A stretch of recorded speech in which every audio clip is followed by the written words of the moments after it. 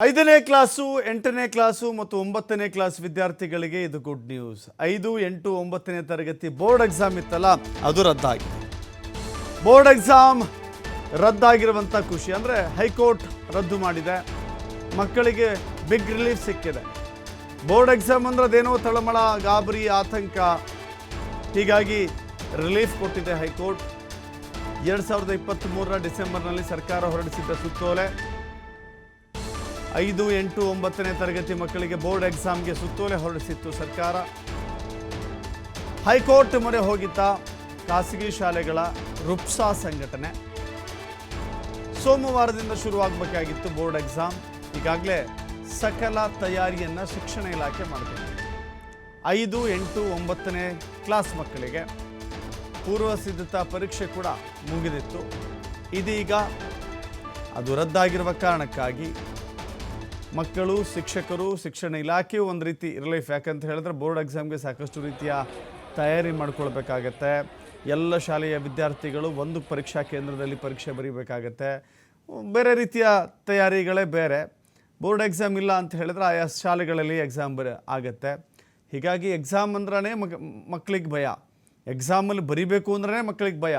ಈ ಸಂದರ್ಭದಲ್ಲಿ ಮತ್ತೆ ಬೋರ್ಡ್ ಎಕ್ಸಾಮ್ ಅಂತ ಭಯವನ್ನು ಹೆಚ್ಚಿಸುವ ಕೆಲಸ ಆಗಿತ್ತು. ಇದೀಗ ಹೈಕೋರ್ಟ್ ಅದನ್ನು ರದ್ದು ಮಾಡಿದೆ.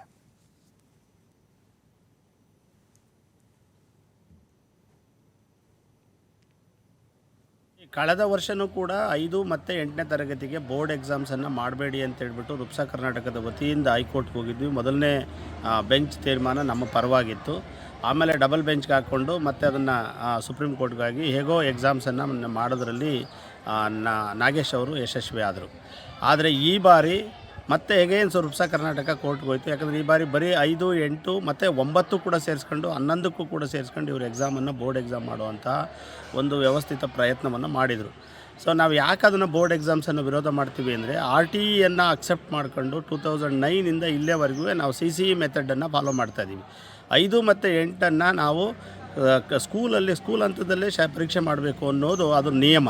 ಅದನ್ನು ಬೋರ್ಡ್ ಎಕ್ಸಾಮ್ ಆಗಿ ಮಾಡಬಾರ್ದು ಅಂತ, ಯಾಕಂದರೆ CCE ವಿರೋಧ ಆಗುತ್ತೆ ಅಂತ. ಸೊ ಅದನ್ನೇ ತಪ್ಪು ಆದೇಶವನ್ನು ಅಂದರೆ ನೋಟಿಫಿಕೇಷನ್ನ ಸರ್ಕಾರ ಮಾಡಿತ್ತು. ಹೇಗೆ ಅಂತಂದರೆ CCE ಅಂಡರಲ್ಲೇ ನಾವು ಬೋರ್ಡ್ ಎಕ್ಸಾಮ್ ಮಾಡ್ತೀವಿ ಅಂತ. ಬೋರ್ಡ್ ಇವ್ಯಾಲ್ಯುವೇಷನ್ನಿನ ನಿಜವಾದ ಕಾನ್ಸೆಪ್ಟ್ ಏನು ಅಂತಂದರೆ, ಯಾರು ಪಾಠವನ್ನು ಮಾಡ್ತಾರೋ ಅವರೇ ಪ್ರಶ್ನೆ ಪತ್ರಿಕೆಯನ್ನು ತಯಾರು ಮಾಡಿ, ಅವರೇ ಪರೀಕ್ಷೆಯನ್ನು ಮಾಡಿ, ಮಕ್ಕಳು ಯಾವ ಸಾಮರ್ಥ್ಯದಲ್ಲಿ ವೀಕ್ ಇದ್ದಾರೆ ಅನ್ನೋದನ್ನು ಅಸೆಸ್ ಮಾಡಿ ಅದಕ್ಕೆ ತಕ್ಕಂತೆ ಪರ್ಯಾಯ ಬೋಧನೆಯನ್ನು ಮಾಡಬೇಕು ಅನ್ನೋದು CCEಯ ನಿಯಮ. ಅದರ ವಿರುದ್ಧವಾಗಿ ಇನ್ಯಾರೋ ಕ್ವಶನ್ ಪೇಪರ್ ತಯಾರು ಮಾಡುವಂಥದ್ದು, ಇನ್ಯಾರೋ ಎಕ್ಸಾಮನ್ನು ನಡೆಸುವಂಥದ್ದು, ಇನ್ಯಾರೋ ವ್ಯಾಲ್ಯುವೇಷನನ್ನು ಮಾಡೋದರಿಂದ ಕಲಿಕೆಯ ಪ್ರಗತಿ ಅನುಕೂಲ ಆಗೋದಿಲ್ಲ ಮಕ್ಕಳಿಗೆ. ಸೊ ಅದನ್ನು ನಾವು ವಿರೋಧ ಮಾಡಿ ರುಪ್ಸಾ ಕರ್ನಾಟಕ CCE ಮೆಥಡಲ್ಲಿ ನೀವು ಕಂಟಿನ್ಯೂ ಆಗಿರೋದ್ರಿಂದ ನೀವು ಅದಕ್ಕೆ ವಿರೋಧವಾಗಿ ಮಾಡೋದು ಶೈಕ್ಷಣಿಕ ಹಕ್ಕು ಅಧಿನಿಯಮಕ್ಕೆ ವಿರೋಧ ಆಗುತ್ತೆ, ನೀವು ಅದನ್ನು ನಡೆಸಬಾರ್ದು ಅಂತ. ಸೊ ಇಲ್ಲಿ ಇಲಾಖೆ ಮೇಲೆ ನಾವು ನೇರ ಆರೋಪ ಏನು ಮಾಡ್ತಾಯಿದ್ದೀವಿ ಅಂದರೆ, ಈ ಪರೀಕ್ಷೆಯ ಮಾಡೋದ್ರ ಮೂಲಕ